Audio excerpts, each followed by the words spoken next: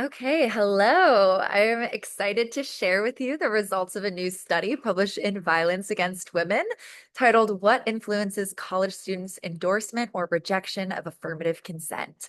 I am Dr. Hannah Javidi. I am lead author on this study, and I had two wonderful co-author collaborators, Dr. Elisa Lederer and Dr. Katie Johnson. This study was conducted at the Indiana University School of Public Health in Bloomington, where I was completing my postdoctoral fellowship, but I've since transitioned to an assistant professor position in the Department of Psychology at North Carolina Agricultural and Technical State University, Aggie Pride.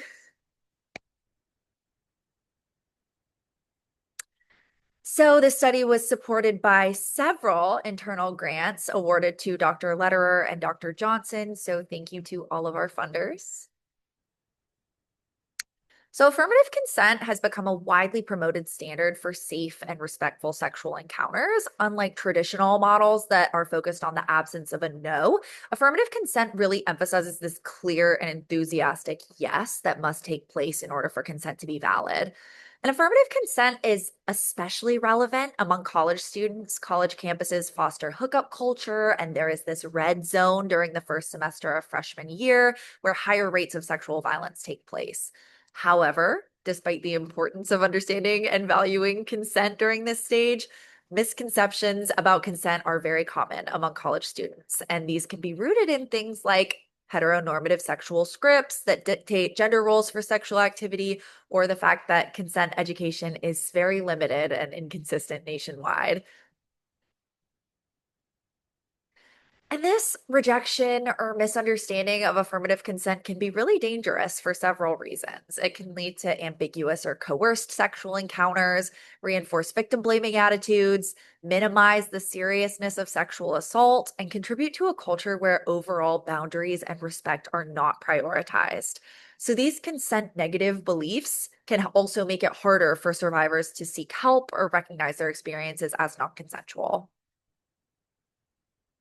So, in our study, we wanted to understand what are college students' beliefs regarding affirmative consent and what factors make a difference. So, we examined a range of possible correlates, including personal characteristics, sexuality related attitudes, past consent education, and sexual experiences. So in fall 2021 and 2022, we recruited 316 undergrads taking either a gender and sexuality course or a sociology course at a university in the Southern United States. The majority were women, heterosexual, and white, and about half were freshmen. Students took the survey during class time at the beginning of the semester, and they were told that their decision to participate was completely confidential, voluntary. It wouldn't have any bearing on their grade in the course. So, our outcome variable was affirmative consent beliefs, which was measured using 7 items from the campus climate survey, based loosely on the sexual consent scale revised. Items were rated on a 5 point Likert scale from strongly disagree to strongly agree, and then averaged for a total scale score, where higher scores represent more rejection of affirmative consent, which in this case is the less desirable outcome. I point that out because usually we tend to assume that higher scores represent the more positive thing, but that's not the case with the way we coded in this study. So, like I said, we examined 4 categories of potential correlates of affirmative consent beliefs. Here they are with example items of each. Please feel free to reach out if you want more information on the full scales we used. I will provide my contact information at the end of this video.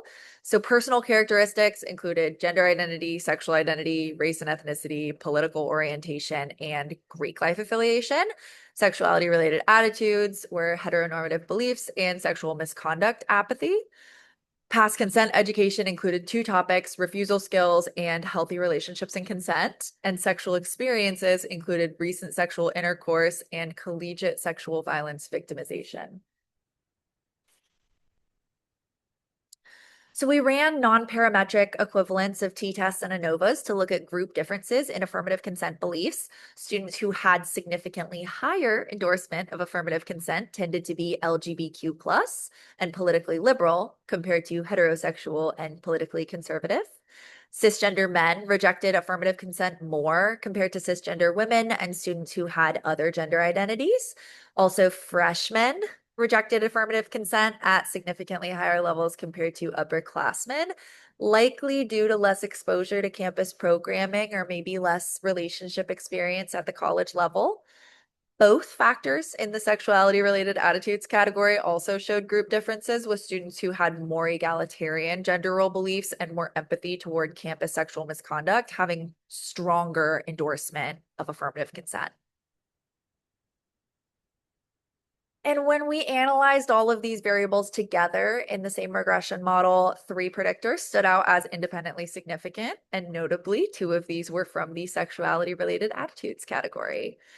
So students with more egalitarian gender role beliefs had significantly higher endorsement of affirmative consent. This was the strongest overall predictor. Also, students who perceived sexual misconduct to be a real issue on their college campuses and were more empathetic towards it also held more positive consent beliefs. And first year students rejected affirmative consent overall more compared to sophomores, juniors, and seniors. So it seems having more time in university is associated with more positive consent beliefs. So these findings reinforce the powerful role of sexuality-related attitudes in shaping affirmative consent beliefs. Students who identified with more traditional gender role beliefs and those who didn't see campus sexual misconduct as that serious of an issue were much more likely to reject the core principles of affirmative consent. Like I mentioned at the beginning, this can have really harmful implications for partnered sexual intercourse and interactions. Campus consent education and violence prevention initiatives might want to go beyond just basic definitions and norms around consent and also incorporate content on broader gender, sexuality, equity, power, sexual entitlement, and misconduct, all with the goal of strengthening positive attitudes about sexuality and thereby consent. Students with LGBTQ plus identities were supporting affirmative consent more strongly than their heterosexual counterparts, which could be because they're less influenced by cultural scripts that tend to the position the men as the initiators and women as the gatekeepers of sex. Power dynamics might be more fluid in these relationships, and partners might negotiate roles and boundaries differently, which is a book that people, even in straight relationships, may want to take a page from in order to feel the most freedom in their sexual experiences. Consent education and past sexual experiences did not show significant effects on affirmative consent beliefs in this study, but that doesn't mean these factors don't matter at all. For one, traditional consent education is historically insufficient, and research suggests it might actually reinforce rape culture if it is not done well. So my team and many other great researchers are working to fill gaps in this area by designing evidence-based, sex-positive, inclusive, and accessible consent education initiatives for young people. So that is it for this brief video. Here is the link to the full paper published in Violence Against Women in 2025. You can read the entire study, including parts that I didn't touch on in this video, like more detail on the methods, the limitations, future directions. If you have any questions at all, or if you ever want to collaborate on a project, please feel free to reach out to me at hjavidi@ncat.edu. And thank you for watching.